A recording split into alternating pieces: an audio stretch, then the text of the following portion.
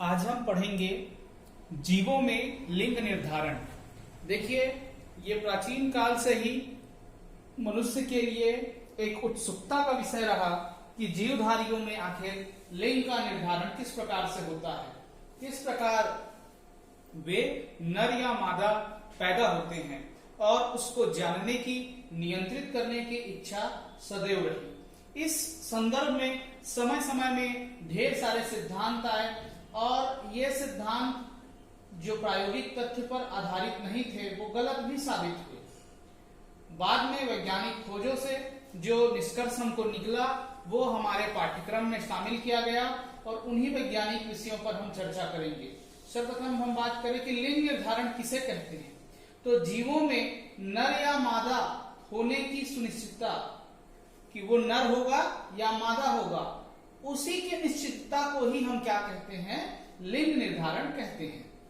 ये कब होता है, तो उसी का अथवा में परिभाषित हम कर रहे हैं कि युग्मनज से भ्रूण के विकास के दौरान, युग्मनज से भ्रूण के विकास के दौरान उस एकक जीव में लिंग विशेष की स्थापना, मतलब जब भ्रूणी विकास होते रहता है उसी दौरान, जब भ्रूण का विकास होते रहता है उसी दौरान लिंग का निर्धारण होता है। लिंग के निर्धारण के क्या आधार है, कैसे होता है लिंग का निर्धारण, तो इसके संदर्भ में मुख्य रूप से 3 सिद्धांत हैं।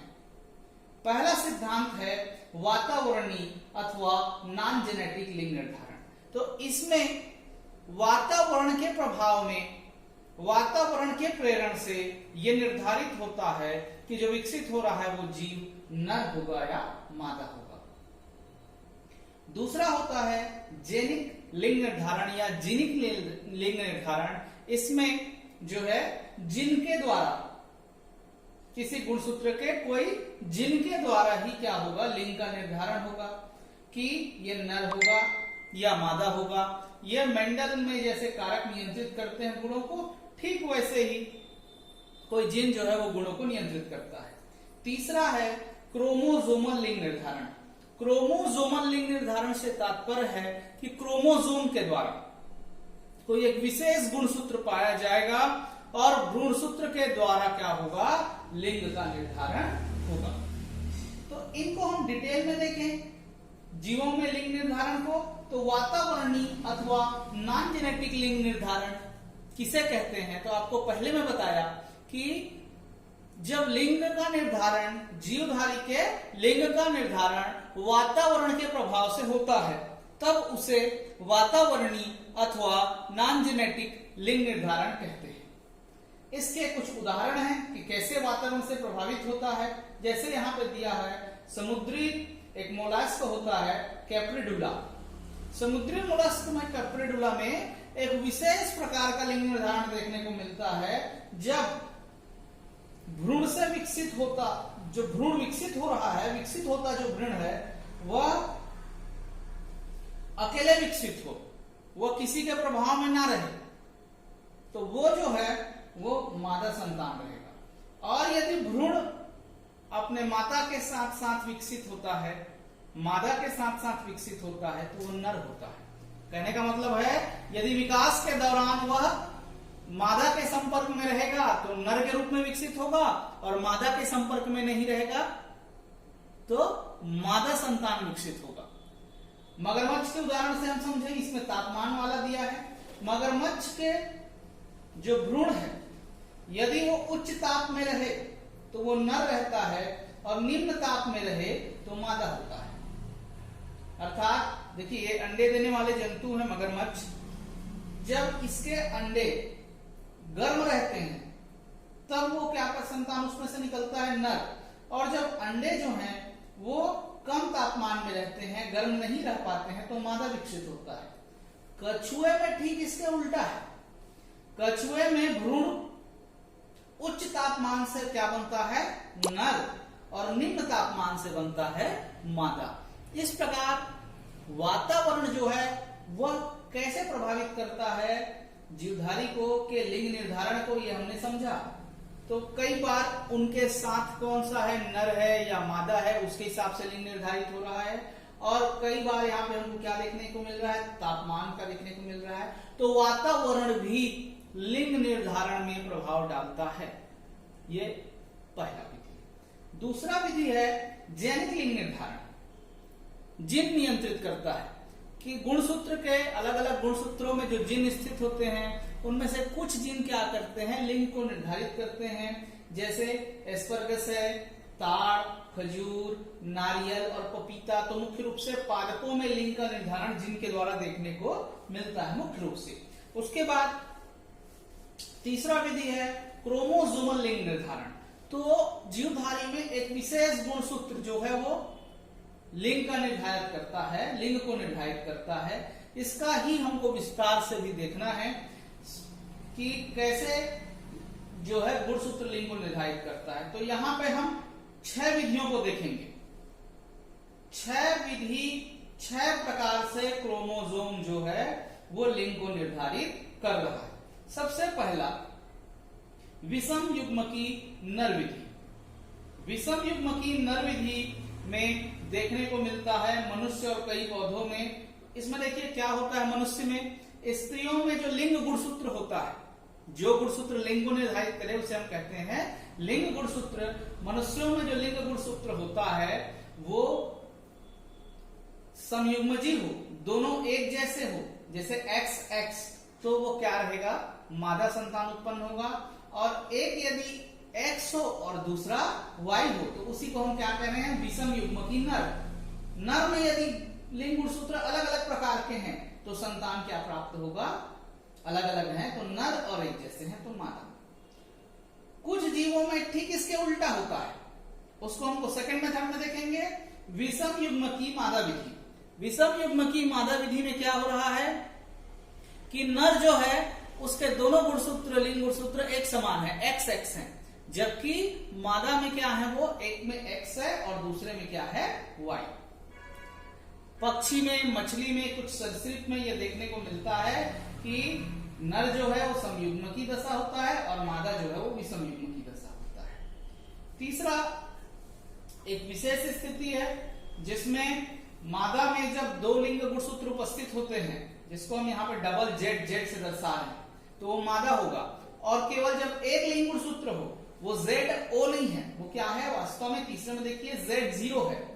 तो नर में केवल एक लिंग गुणसूत्र होता है और मादा में 2 लिंग गुणसूत्र होता है। इसका उदाहरण है बक्स, तलचट्टा और टिड्डा में। जबकि तितली और माख में इसका उल्टा देखने को मिलता है। जब एक लिंग गुणसूत्र हो, Z0 की स्थिति हो तो मादा, और दोनों लिंग गुणसूत्र उपस्थित हो तो क्या होता है, ZZ की उपस्थिति में नर। ये तितली और माख में मिलता है।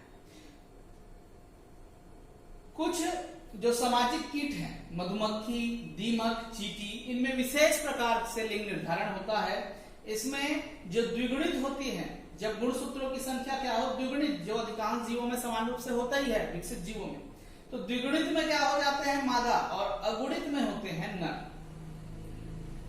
और सबसे आखिरी मेथड है गुणसूत्री में, एस्केरिस में देखने को मिलता है कि बहुत अधिक संख्या में जब Y गुणसूत्र या लिंग गुणसूत्र उपस्थित हो तो मादा, और केवल एक लिंग गुणसूत्र उपस्थित हो तो नर। तो इस प्रकार से हमको जीवधारियों में जो है लिंग निर्धारण देखने को मिलता है। लिंग निर्धारण जो है वो 3 प्रकार से वैज्ञानिक तौर में पाया गया है कि इन 3 विधियों से ही वास्तव में लिंग का निर्धारण होता है। वो है वातावरणीय विधि, दूसरा जैनिक या लिंग निर्धारण विधि, जैनिक लिंग निर्धारण विधि, और तीसरा क्रोमोसोमल लिंग निर्धारण विधि।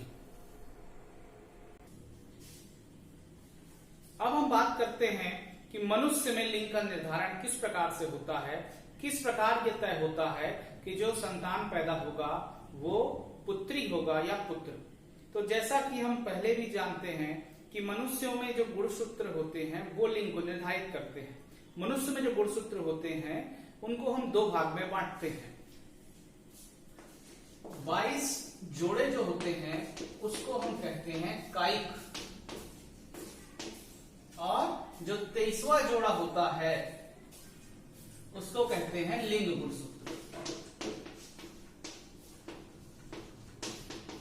इसको सिंपली हम लिखते हैं 44 धन लिंग गुणसूत्र। तो लिंग गुणसूत्र के द्वारा ही मनुष्य में लिंग का निर्धारण होता है। लिंग गुणसूत्रों के द्वारा ही मनुष्य में लिंग का निर्धारण होता है। देखिए, मनुष्य में नर जो प्राणी होता है उसमें जो गुणसूत्र होते हैं वो 44 कायिक होते हैं, प्लस 45वां और 46वां जो होता है आखिरी जोड़ा या 23वां जोड़ा जो होता है वो अलग अलग होता है। उसे कहा जाता है विषम युग्म की दशा। और मादा प्राणी में ये दोनों जो लिंग गुणसूत्र हैं वो एक समान होते हैं। ये समयुग्मजी दशा होता है। अब जब इसमें से जब संतानों उत्पन्न होना है तो यहाँ असूत्री कोशिका विभाजन होगा। असूत्री कोशिका विभाजन में युग्मक में से 44 में से आ जाएंगे 22 X एक में और दूसरे में आएगा 22 Y, क्योंकि ये कौन सा दशा है? विषम युग्मजी दशा है। तो विषम युग्मजी में एक में आ रहा है X और दूसरे में आ रहा है Y, जबकि मादा के द्वारा जो युग्मक बनेंगे 44 में से क्या हो जाएगा? 22 एक में और दूसरे में 22X। देखिए यहाँ इसके पास X और Y दो प्रकार के युग्मक बन रहे हैं, जबकि मादा में जो है वो दोनों एक ही प्रकार के युग्मक हैं। अब जब इनका आपस में संलयन होगा तो इसको इस प्रकार से हम देख सकते हैं। ये 22 और 22 क्या हो जाएगा? 44 XX, दूसरे के पास भी 44 XX,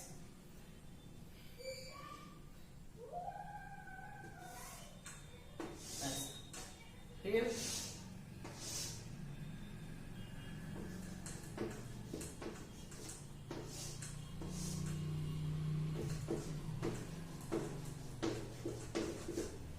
अब ध्यान से देखिए आप कि जब संतान जब बनते हैं तो आधे संतान जो है XX वाले हैं और आधे संतान जो है XY वाले हैं। तो इस प्रकार हम क्या पा रहे हैं? हमको ये देखने को मिलता है कि पुत्र होने की संभावना और पुत्री होने की संभावना दोनों आधी आधी होती है। तो ये निर्धारित नहीं किया जा सकता कि संतान जो है वो पुत्र पैदा होगा या पुत्री पैदा होगा पहले से, क्योंकि करोड़ों की संख्या में शुक्राणु बनते हैं और शुक्राणु ये निर्धारित करते हैं, क्योंकि शुक्राणु के पास ही Y गुणसूत्र हो सकता है, अंडाणु के पास तो हमेशा क्या गुणसूत्र रहता है? X गुणसूत्र रहता है। इस प्रकार लिंग का निर्धारण प्रकृति के द्वारा ही किया जाता है। और पुत्र कब पैदा होगा? पुत्र पैदा होगा जब उसको पिता से Y गुणसूत्र प्राप्त हो। यदि पिता से क्या गुणसूत्र प्राप्त होता है? X गुणसूत्र प्राप्त होता है, तब क्या है? दोनों दशा देखिए, यहाँ पुत्री और इन दोनों दशा में क्या हो रहे हैं? पुत्र। तो इस प्रकार मनुष्य में और अन्य जीवधारियों में लिंग का निर्धारण होता है।